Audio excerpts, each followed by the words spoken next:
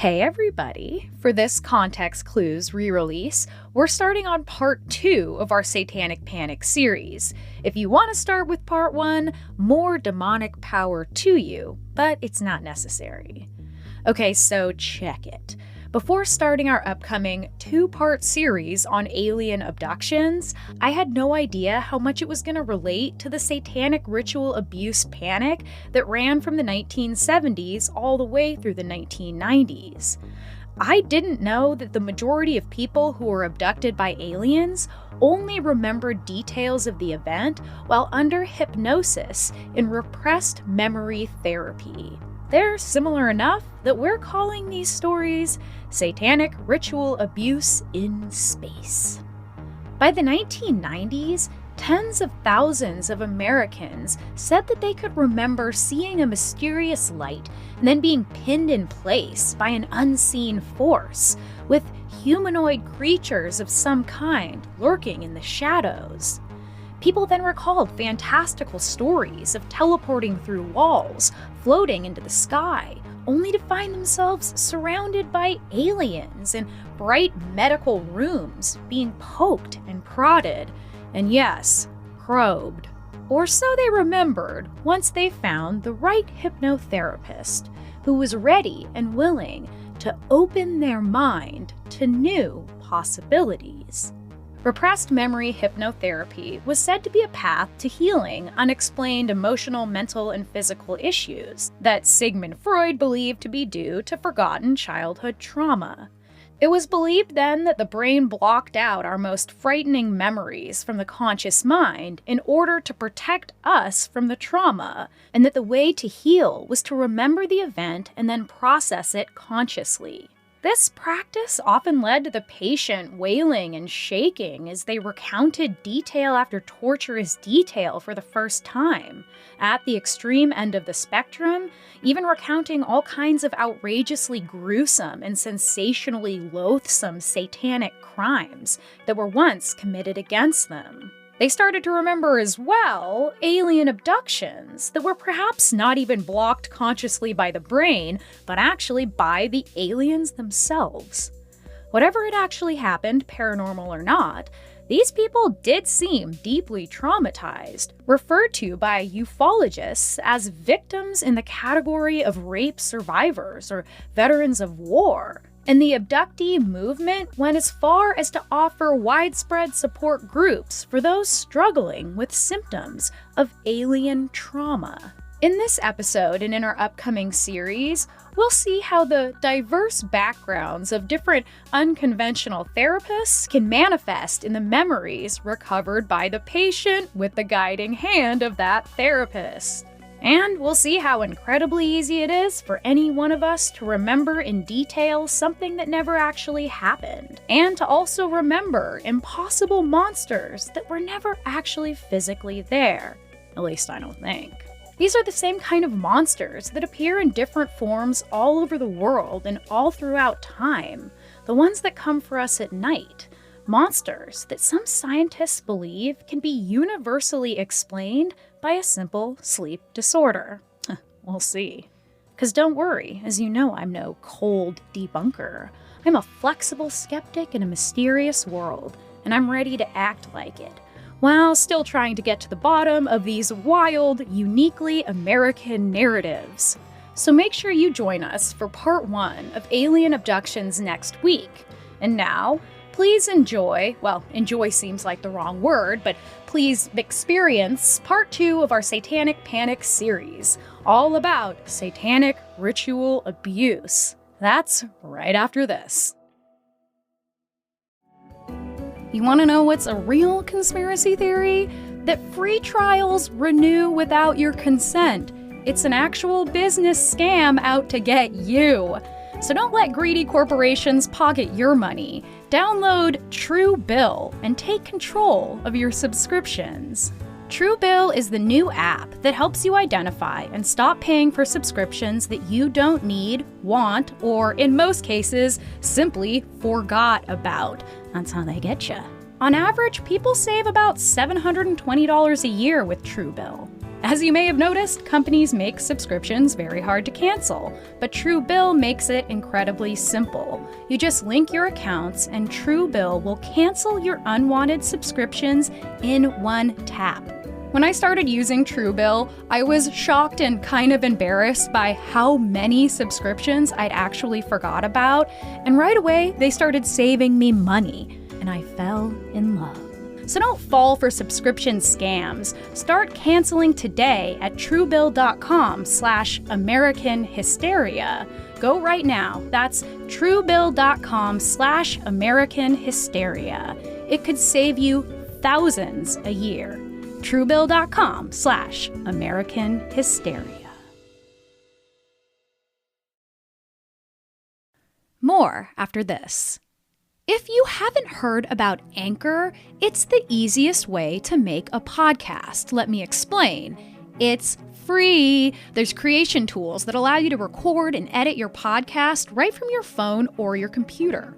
And then Anchor will distribute the podcast for you, so it can be heard on Spotify, Apple, and many more. And you can make money from your podcast with no minimum listenership.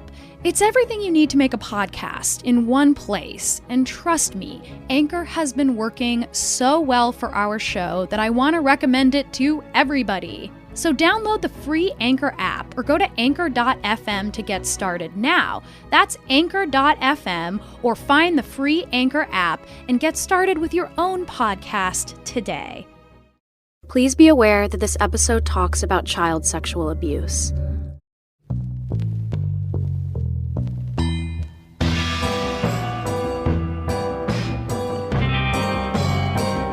On this season, we'll be exploring the moral panics, urban legends, and conspiracy theories that shape our psychology and culture, and why we end up believing them.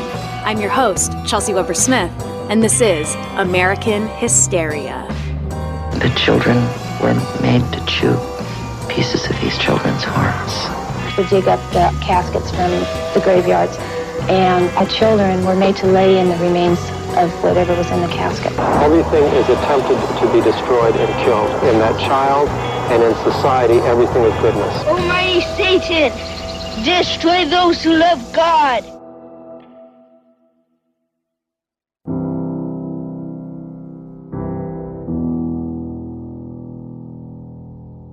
If we could do a deep dive into the subconscious of America, if we could lie America down on an overpriced psychotherapist's Chase lounge, I'd really want to ask America about the 1980s, about what, exactly, America remembers. In a Satan-obsessed nation where, according to one poll, 68% of people said they believed in the devil and 60% believed that devil worship was a serious problem, two new characters, Stranger Danger's murderous pedophile and the Satanist, started to blur into a force literally hell-bent on depravity that reached unimaginable levels, or, more accurately, levels of depravity that could only come from the imagination. America created its own modern psychological archetype of evil, combining an ancient religious villain with a brand new social boogeyman, and voila, the satanic pedophile, not to mention his or her network of cults, materialized from the ether. In part 1 of Satanic Panic, we touched on the cultural anxieties that were growing through the 1970s as women began careers and left children for the first time in the hands of relative strangers. As the moral majority movement pushed fundamentalism into politics, we saw how the seeds of satanic hysteria were sown through pop culture, sensational media, and religious hucksters, directing parents' attention to the possibility that the devil and his cults might be influencing their kids. For part 2, I'll cover what's been known as satanic ritual abuse, the belief that this network of cults were also using daycare centers as fronts to physically, sexually, and emotionally abuse children in grotesque religious rituals. I'll attempt to understand how this could have happened, how, for a time, forces on the political left and right were united in what has been called, time and time again, the Salem witch hunt of our modern era, including the longest and most expensive trial in U.S. history. If you haven't heard of this bewildering and relatively recent time in our culture's history, you're not alone. It almost seems as if we've collectively repressed this terrible event.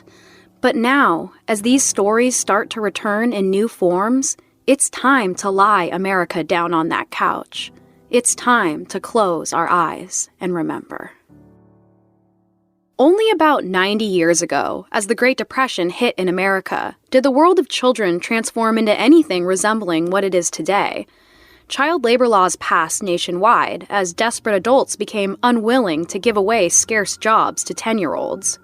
No longer contributing to the economy, children began to occupy a sentimental, symbolic place in society, and with the influence of Romantic-era ideas about the spiritual innocence of children, adults created a new, special, and separate world for them. A world without any trace of sin, taming the predators of the old one, the lions, the tigers, and bears, into stuffed animals with large, loving eyes, hearkening back to a time before death, before pain, back to Eden itself, before the fall of man, before the perfect world was ruined by the single sin of Eve, seduced by Satan in the form of a serpent to destroy the rule of God.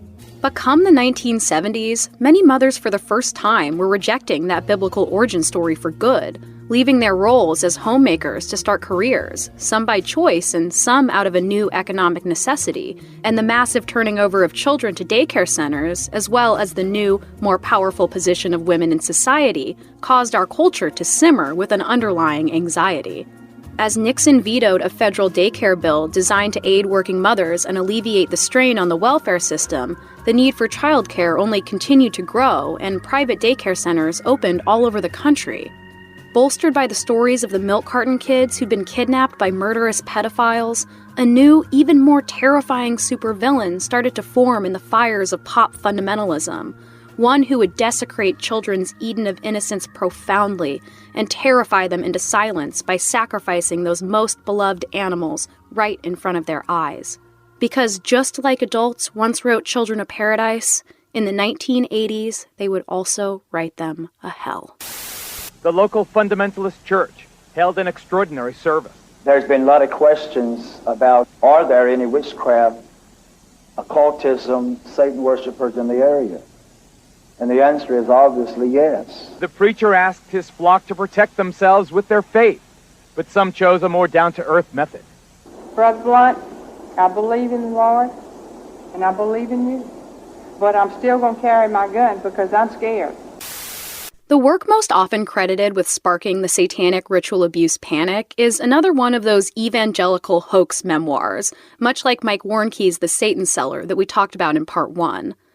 This book was published in 1980 and was called Michelle Remembers, written by a woman named Michelle Smith and her psychiatrist, Dr. Lawrence Pazder.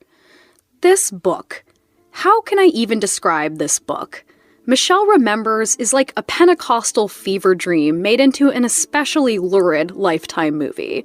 Through 600 hours of hypnotherapy with Dr. Pazder, Michelle recovers an avalanche of repressed memories from her childhood of extreme ritual abuse by a satanic cult. The book alleges that her mother surrendered her to a satanic leader named Malachi, who, along with his cult, used 6-year-old Michelle in an 81-day devil-summoning ritual called the Feast of the Beast. Michelle was covered in spiders, covered in the blood of dead fetuses that she'd watched being crucified, and in the blood of kittens she'd watched being slaughtered. She was physically, emotionally, sexually, and spiritually abused, made to have sex with snakes, and even had horns and a tail surgically fused to her body. But then, in a crescendo of glittering light, Jesus, the Virgin Mary, and the Archangel Michael all show up and save Michelle from the chaotic grindhouse horror, erasing all the memories of those terrible events, tucking them away in a corner of her mind so that she could rediscover them only when the time is right. Conveniently, they also remove all the scars of the abuse from her body, the scars from the horns and the tail, all the physical evidence magically dissolved. It may be shocking to us now, but this book blew up, with Michelle and Dr. Pazder touring the US and appearing on all the most popular talk shows, eventually leaving their own spouses to get married to each other. The book was, of course, debunked several times throughout the 1980s, with interviews from siblings that Michelle claimed never existed, her father, and schoolmates that knew her as a quiet student during the times she claimed to be in the constant throes of a satanic cult. It was clear from the taped interviews that Dr. Pazder had fed, for the mentioned 600 hours, false information to a vulnerable patient under hypnosis. Those who've studied the tapes closer note the many similarities to the apparent West African cannibalistic religious rites that Pazder claimed to have witnessed while working abroad, and by all accounts, liked to bring up quite often. Recovered memory therapy has since been seriously questioned by scientists and psychologists alike, as it is extremely easy for therapists to help create false memories with suggestive techniques, even if they don't mean to. But the thorough debunking of Michelle Remembers and the techniques it involved hardly mattered to a freaked-out public. This book also had a very clear agenda. Written largely in the helpless voice of a child, Michelle is continuously abused by the female members of the cult, which she calls the mommies. The conclusion of the book then alludes, very unsubtly, that the real villain of the story is Michelle's mother, because it was her that originally abandoned Michelle to the cult. By extension, all women who put their children in the hands of strangers are suspect. There is a pointed call for the return to the moral nuclear family system, the only hope against this kind of organized abuse. And, of course, a return to fundamentalism itself, as it was Mother Mary that appears magically to become the mommy that Michelle had been missing. The author of a popular book on Satanism, Dr. Lawrence Pazder. One of their primary aims is to destroy the belief system within a child, to make a child turn against what they believe in terms of who they are, of who God is, and to desecrate all manner of flesh, all manner of church institution, all manner of sign and symbol that a child could in any way be attached to. All of a sudden, hypnotherapists all over were helping patients recover horrifying memories of satanic abuse. Michelle Remembers was used to train social workers in conferences on child abuse all over the country, never mind the magical claims of divine intervention. And as these social workers returned from these trainings, a shocking number of new allegations of child sexual abuse began to surface, and over time became more and more bizarre, more and more impossible, more and more like the outrageous stories of Michelle Remembers. In August 1983, a woman living in an LA suburb named Judy Johnson told the local police that she believed her 2-year-old son was being molested at his daycare center, called the McMartin Preschool, specifically by a teacher named Ray Bucky, the grandson of Virginia McMartin, who owned the business. Judy was adamant, noted Matthew's red and irritated rectum. After interviewing Judy, the Manhattan Beach police sent letters to 200 current and former parents of McMartin, saying they had reason to believe that children were being used for pornography, molestation, and oral sex based on the claims that Judy Johnson had made. And of course, the parents freaked out. Why wouldn't they? Very quickly, scores of parents got in touch with the police, saying their children had admitted to being touched inappropriately or photographed.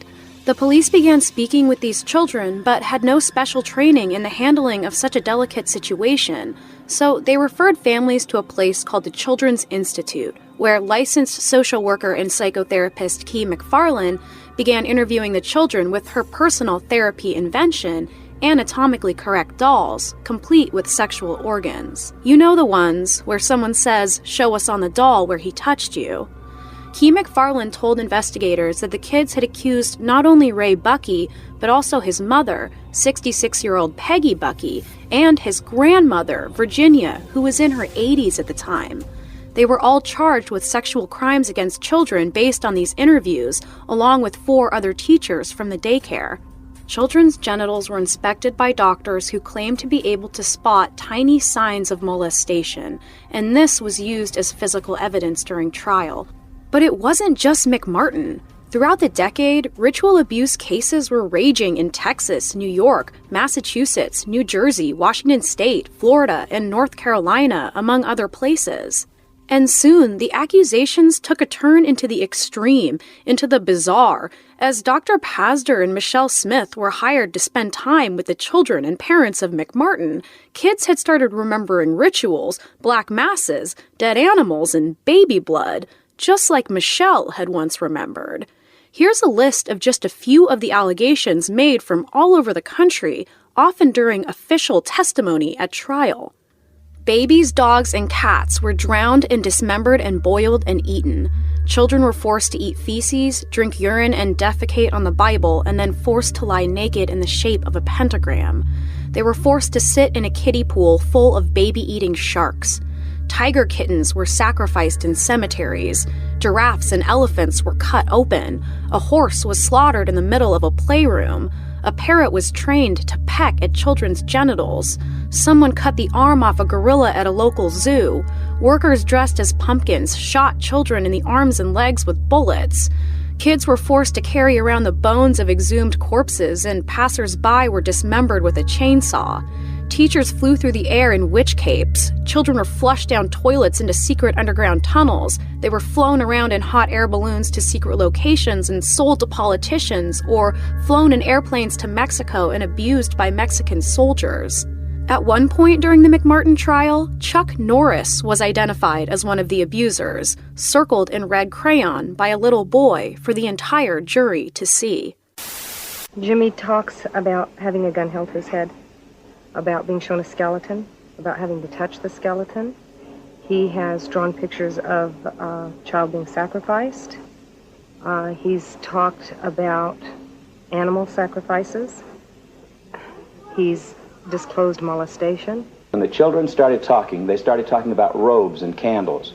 They described an Episcopal church. The truth about Satanism is they truly do use blood, and they mix it with urine, and then they also use the real meat, the real flesh. This is what makes Satanism true, and this is what 1,200 molested kids in the city of Manhattan Beach have told the Sheriff's Department.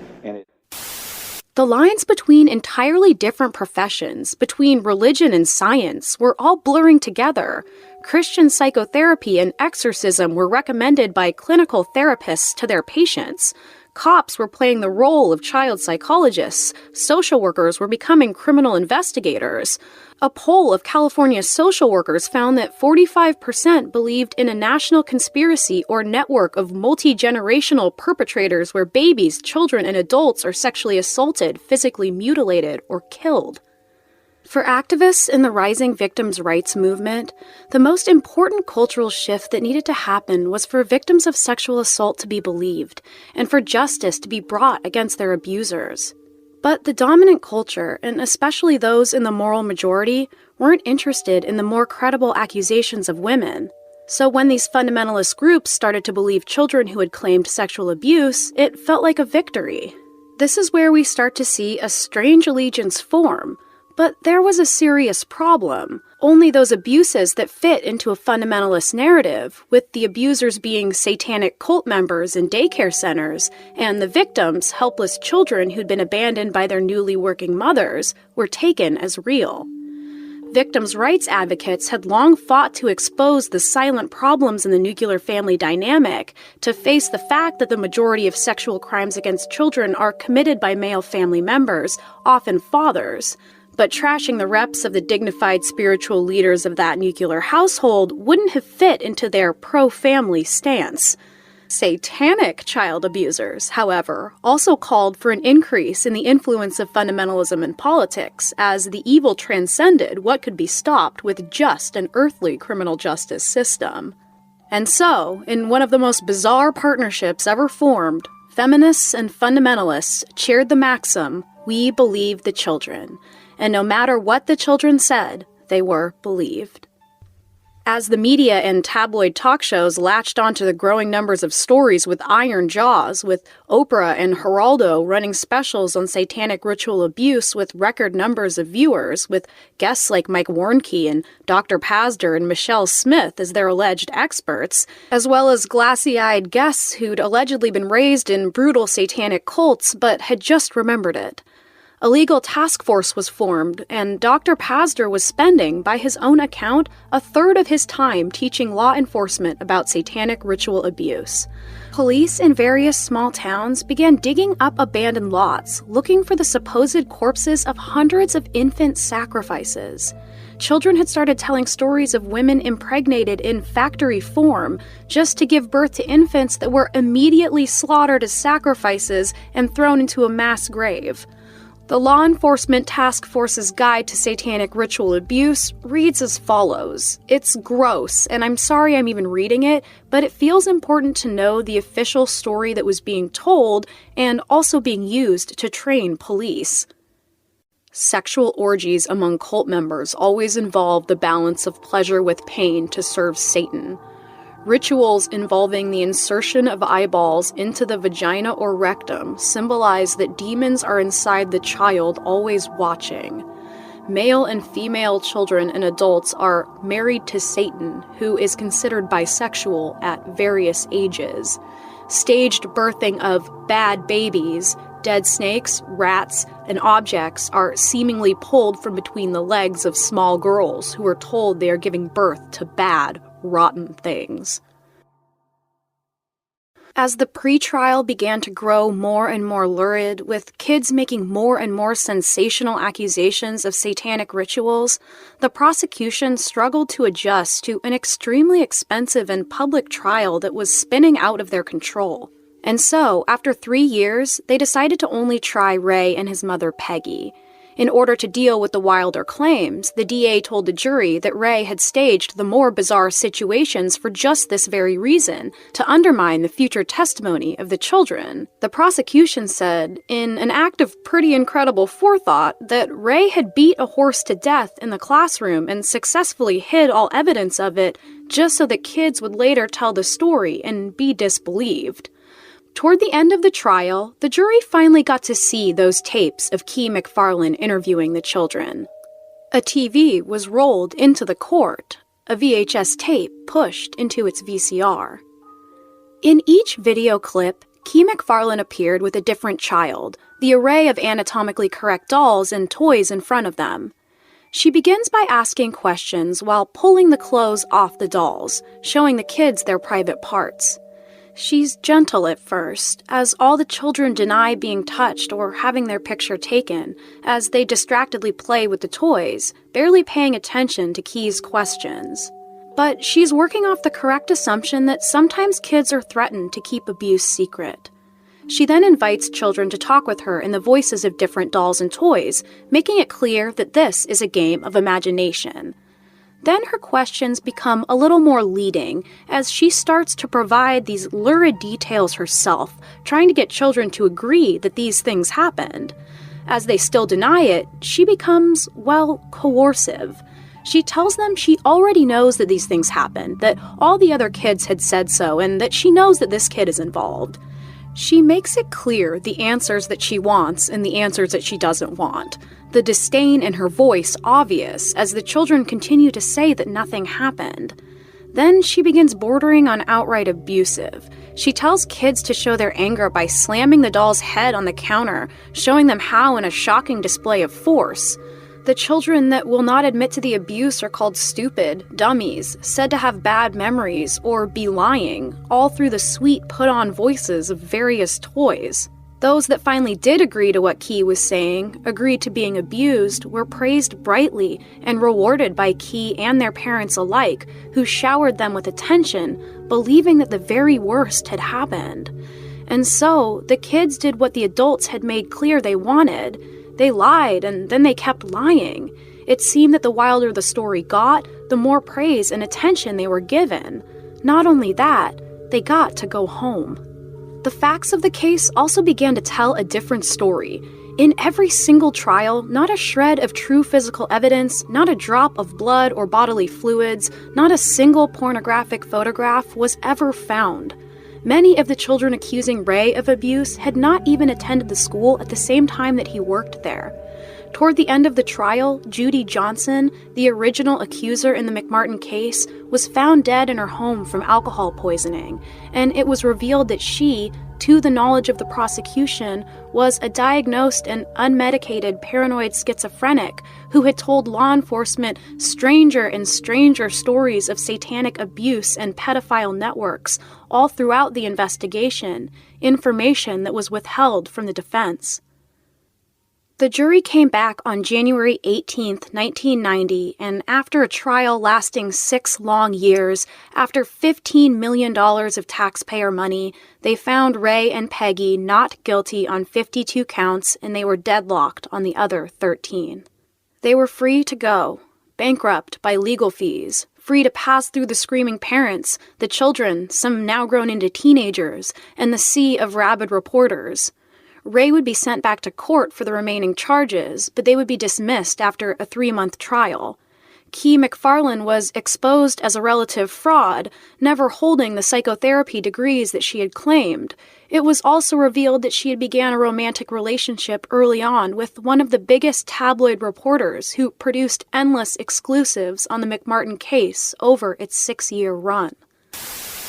I never did anything. My son didn't do anything, nor my mother, my daughter, or any of the teachers. I just can't imagine ever molesting a child. I'm not guilty, Your Honor. 190 people nationwide were charged with the ritual abuse of children, many of them women. But unlike the McMartins, 83 people were convicted in total. Several died in prison. After the McMartin trial, skeptics and believers battled it out, many claiming that the trial had been a miscarriage of justice for the child victims, or perhaps even a conspiracy of silence. But then, in 1992, FBI agent Kenneth Lanning shared his extensive work in a report on satanic ritual abuse, declaring that the threat just wasn't credible. And so, by the mid-90s, the debunking of satanic ritual abuse had become the hot news story, with Geraldo apologizing for his role in the hysteria, and those who still believed becoming the subjects of ridicule. And then, just as quickly as it came, the whole panic seemed to disappear from the consciousness of the public, but it didn't disappear for the scores of people directly affected. Years passed, appeals failed, and hope diminished as those in prison continued to deny their guilt. And then, 10 years later, 20 years later, the medical experts began to admit that their molestation detection methods had since been proven bogus, and many of the grown children began to recant their testimonies. They said they'd been coerced and bullied into the accusations right from the beginning by social workers and police, and even by their own, mostly well-meaning, completely terrified parents. At these new trials, the prosecution, that once believed everything these children had said on principle, bashed them brutally and called them liars, but what they would gain from recanting never became clear. As the convictions were overturned, many of the grown children wept at the sight of those they had accused being released from prison all those years later. In 2005, one of the main accusers wrote an open letter to the McMartin family that was published in LA Weekly. He told of coercive techniques, of the confusion, of the guilt and the fear, and about how his own mother would never believe him as he sobbed and tried to tell her the real truth throughout the trial. He ended with a simple statement: "I would love to look at the defendants from the McMartin preschool and tell them I'm sorry." After the letter was published, the McMartin family, however, refused to accept his apology. They refused to accept his apology, they said, because he did not owe them one. It was the adults, the prosecutors and cops and psychotherapists and social workers and so-called experts that they wanted an apology from. Dr. Pazder had died the year before of a heart attack after admitting that perhaps the horrific things detailed in his book that trained psychotherapists and social workers and police, his book that sparked a nationwide moral panic with severe effects for all involved, had not happened to his patient-turned-wife. But whether it was true, he said, was far less important than the fact that Michelle believed it.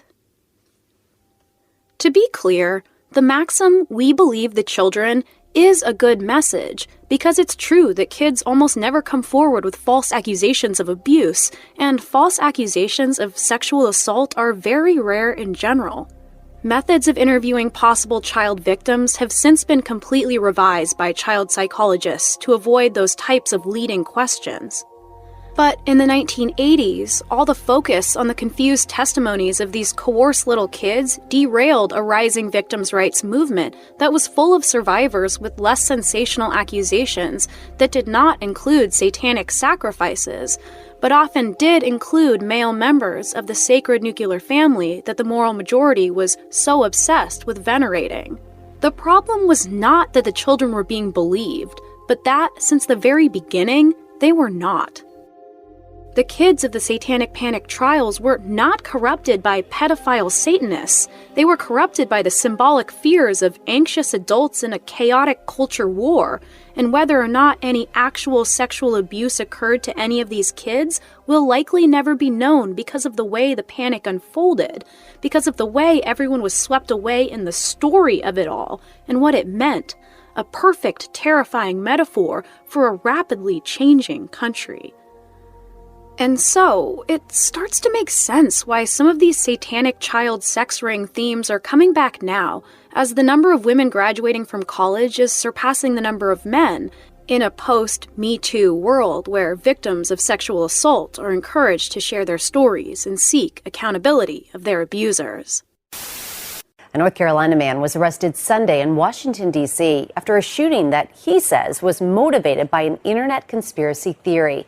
The Pizzagate rumor came from fringe elements of social media and was pushed during the campaign by right-wing websites like Breitbart, which is run by key Trump advisor Steve Bannon. It has also been pushed by the son of President-elect Donald Trump's new National Security Director, Mike Flynn. On Sunday after the incident, Michael Flynn Jr. tweeted, quote, "Until Pizzagate proven to be false, it will remain a story." In 2016, as the first woman made a viable run for president, reports burned across social media that Hillary Clinton and campaign chairman John Podesta, known online as #JohnMolesta, were running a satanic child sex ring out of a DC pizza parlor named Comet Ping Pong. The alleged coded evidence was found, where else, but in Clinton's infamous leaked emails. One such email was sent to John Podesta about Spirit Cooking, a controversial performance art piece involving menstrual blood that was taken as a real satanic ritual participated in secretly by the powerful elite, aka the Illuminati. These conspiracy theories were shared 1.4 million times by more than 250,000 accounts in their first weeks of life. Russian trolls began creating fake Facebook news ads citing satanic ritual abuse of children by Clinton, and they spread all across the internet. Just a few days later, Donald Trump won the 2016 presidential election. A month later, a vigilante conspiracy theorist entered Comet Pizza searching for the child victims with an AR-15, opening fire into a restaurant full of patrons, including children. Miraculously, no one was injured.